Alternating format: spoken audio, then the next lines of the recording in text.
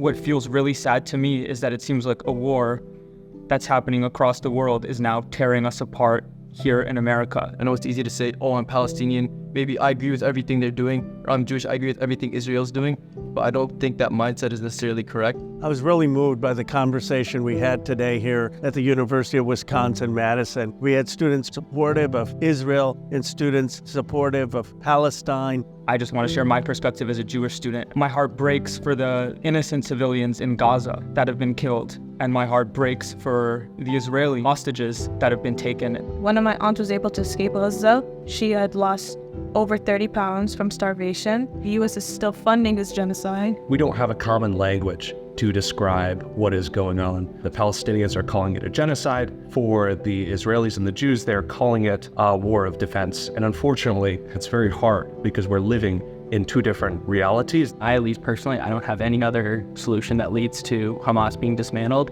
and the hostages being returned home.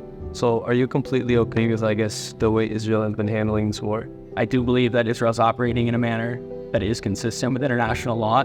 Involving civilians is completely messed up. I don't care who it is. I'm Palestinian. I don't care who it is. You talked about how it is unjust to involve civilians in war. I think you and I agree on that. For 17 years, Hamas has embedded itself in civilian infrastructure. The civilians didn't have a decision in that, so drawing in the civilians, you have to draw a line. Gaza's not a huge place, but Hamas could have told all of its civilians To go what? to go to southern Gaza. The worst massacre in all of Gaza in the 6 months was in Rafah, the safe place that they told her. Now they're saying they want to invade Rafah. Where should they go now? Back to the north where they're still bombing? What to you is the uncrossable line? It easily could have been my family or some of my best friends that were kidnapped from Israel. What would the line be for me to say, you guys can keep them? I have no idea. Civilians are dying. At what point is it on Hamas to say, okay, we give up, have your hostages back, we'll dismantle? You can't expect diplomacy from people living under the thumb of occupation. That's never their response. Everybody's using Hamas as a kind of justification to do all that kind of stuff that's happened. But what happened before Hamas took over? How were those people treated? I was aghast at this government before the war started. It's not one that represents my sense of Judaism, my sense of Zionism, meaning the state of Israel has a right to exist, that there should be a Palestinian state. But does anyone want to weigh in on Biden's policies and the critiques? The sooner there's a ceasefire, the more lives are being saved. So the fact that he's very against that is very tough to see.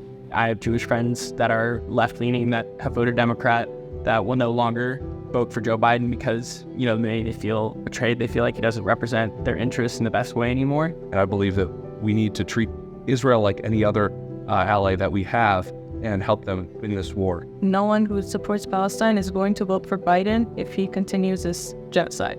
I would assume that most people in this room would agree that shouting, kill the Jews, or that protesters are agents of Hamas, that those things are out of bounds and should be condemned. So raise your hand if you agree with that.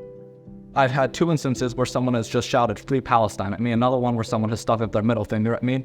Regardless of your political beliefs, if you're going around harassing someone who identifies with a certain faith, that's not okay. I'm sorry that you've experienced that. And I think you would also appreciate knowing that some members of our community, especially the hijabis, have experienced a lot of harassment. One girl told me that she dodged a baseball bat on Halloween that was thrown at her, and someone spit on her. I want to say to you, if I see it happening, I'm going to be against it. And I would hope, of course, that you extend it. 100%. Yeah. Thank you. I appreciate that.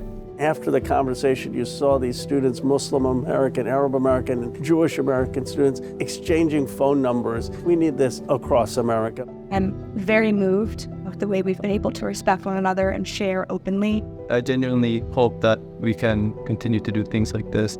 I wish we were doing it more often. We didn't solve the world's problem, but we were pretty human with each other. Sometimes you don't know how these things are going to go. Sometimes people leave more angry, more hurt.